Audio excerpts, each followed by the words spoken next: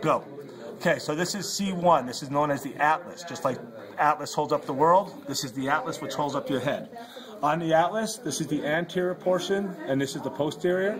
The way you can tell that this is anterior is because you can see the anterior arch, which is right here, is a lot smaller than the posterior arch.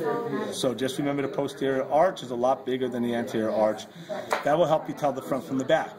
I have the anterior tubercle, which is this part right here that sticks out the front, and again the anterior arch. And then on the front of the anterior arch, there is the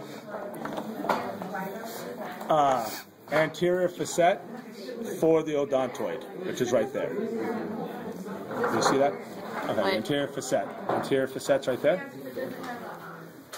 Okay. Then we have the.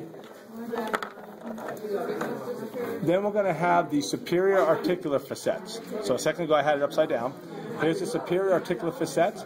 I can tell the superior articular facets because they're more shaped like a C than the inferior articular facets, which you'll notice are more flat.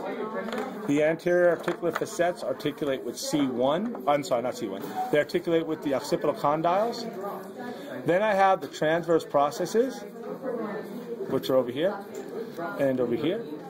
And like all the cervical vertebrae, in the middle of my transverse process, I have the transverse foramen, which the vertebral artery goes through.